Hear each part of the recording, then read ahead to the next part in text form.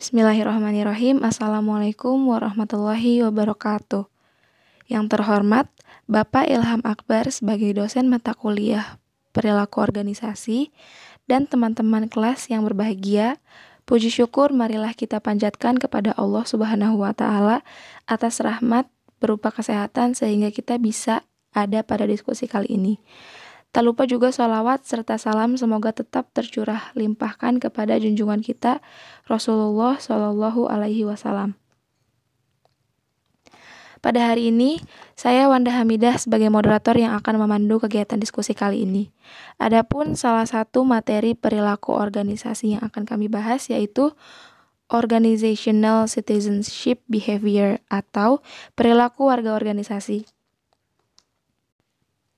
Sebelum diskusi dimulai, saya akan memperkenalkan anggota kelompok saya yang terdiri dari Abian Mufasirin, Aditya Fauzi Nugraha, dan Disa Putra, dan yang terakhir Gina Amalia Agisti. Adapun susunan kegiatan diskusi yang akan kita lakukan diantaranya pembukaan, penyajian materi, dan yang terakhir penutup. Acara yang pertama adalah pembukaan. Marilah kita mengucapkan basmalah bersama-sama. Bismillahirrahmanirrahim. Selanjutnya yaitu penyajian materi. Langsung saja pada submateri mengenai konsep perilaku warga organisasi yang akan dibahas oleh Saudara Abian. Kepadanya saya persilahkan. Konsep perilaku warga organisasi. Bateman dan Organ tahun 1983 memperkenalkan konstruk OCB dengan menarik konsep perilaku super peran oleh Katz dan Kahn tahun 1966. OCB didefinisikan perilaku individu yang diskretionari yang tidak secara langsung atau eksplisit termasuk dalam sistem imbalan dan secara keseluruhan akan meningkatkan efektivitas fungsi organisasi. Pada tahun 1997, Organ meredefinisi OCB sebagai kontribusi pemeliharaan dan peningkatan konteks sosial dan fisiologi yang mendukung kinerja tugas. Terima kasih kepada Saudara Abian. Submateri selanjutnya mengenai definisi perilaku warga organisasi yang akan dibahas oleh Saudara Aditya. Kepadanya saya persilahkan. Definisi perilaku warga organisasi. Secara umum, Organizational Citizenship Behavior atau OCB yang diterjemahkan ke dalam bahasa Indonesia dengan nama perilaku kewargaan organisasi atau PKO merupakan kontribusi pekerja di atas dan lebih dari deskripsi kerja formal (Smith L. 2014). PKO merupakan kontribusi individu yang melebihi tuntutan peran di tempat kerja, yang juga melibatkan beberapa perilaku, meliputi perilaku menolong orang lain, menjadi volunteer untuk tugas-tugas ekstra, patuh terhadap aturan-aturan, dan prosedur-prosedur di tempat kerja. Organ mendefinisikan PKO sebagai perilaku individu yang bebas, tidak berkaitan secara langsung atau eksplisit dengan sistem reward, dan bisa meningkatkan efektivitas organisasi. Seorang warga negara yang baik adalah seseorang yang membantu tetangganya, memilih, berpartisipasi dalam aktivitas kemasyarakatan, dan lain-lain. PKO adalah perilaku yang bukan merupakan bagian dari persyaratan kerja formal karyawan, dan biasanya kurang dihargai, namun hal itu tetap mempromosikan efektivitas suatu organisasi.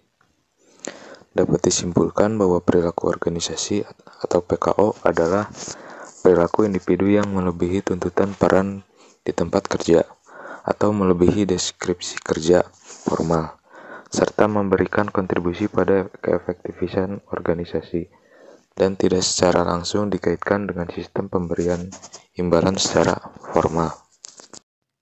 Terima kasih kepada Saudara Aditya.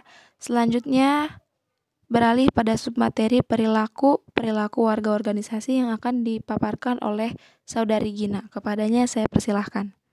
Perilaku warga organisasi. 1. Altruism, yaitu perilaku karyawan dalam menolong rekan kerjanya yang mengalami kesulitan dalam situasi yang sedang dihadapi, baik mengenai tugas dalam organisasi maupun masalah pribadi orang lain. Aspek ini mengarahkan kepada memberi pertolongan yang bukan merupakan kewajiban yang ditanggungnya. Kedua, sportsmanship, yaitu perilaku yang memberikan toleransi terhadap keadaan yang kurang ideal dalam organisasi tanpa mengajukan keberatan-keberatan. Seseorang yang mempunyai tingkatan yang tinggi dalam sportsmanship akan meningkatkan iklim positif di antara karyawan. Karyawan akan lebih sopan dan bekerja sama dengan yang lain sehingga akan menciptakan lingkungan kerja yang lebih menyenangkan. Ketiga, conscientious, yaitu perilaku yang diajukan dengan berusaha melebihi yang diharapkan perusahaan. Perilaku sukarela yang bukan merupakan kewajiban atas tugas karyawan. Aspek ini menjangkau jauh di atas dan jauh ke depan dari panggilan tugas. Yang keempat, courtesy atau kesopanan, yaitu perilaku menjaga hubungan baik dengan rekan kerjanya agar terhindar dari masalah-masalah interpersonal. Seseorang yang memiliki aspek ini adalah orang memperhatikan dan memperhatikan orang lain. Dan yang terakhir, civic virtue atau kebajikan, yaitu perilaku yang mengindikasikan tanggung jawab pada kehidupan organisasi.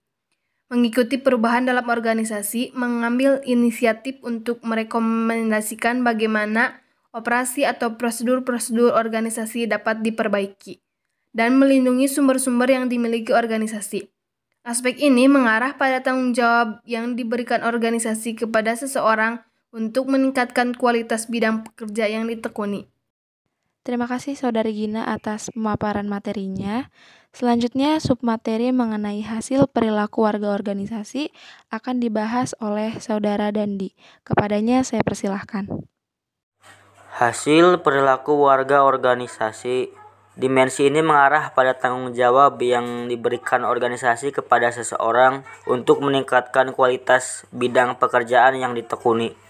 Karyawan menunjukkan partisipasi sukarela dan dukungan terhadap fungsi-fungsi organisasi baik secara profesional maupun sosial alamiah. Karyawan memiliki perilaku sukarela yang bukan merupakan kewajiban atau tugas karyawan. Dimensi ini menjangkau jauh di atas dan jauh ke depan dari panggilan tugas, berisi tentang kinerja dari prasyarat peran yang melebihi standar minimum. Terima kasih kepada Saudara Dandi atas pemaparan materinya. Baiklah teman-teman, untuk pemaparan materi kita kali ini telah usai. Mulai dari membahas konsep hingga hasil perilaku warga organisasi. Demikian pemaparan materi kelompok kami. Marilah kita mengucapkan alhamdulillah bersama-sama. Saya sebagai moderator mewakili teman-teman kelompok saya memohon maaf atas kesalahan dan kekurangannya. Ditutup billahi taufik wal hidayah. Wassalamualaikum warahmatullahi wabarakatuh.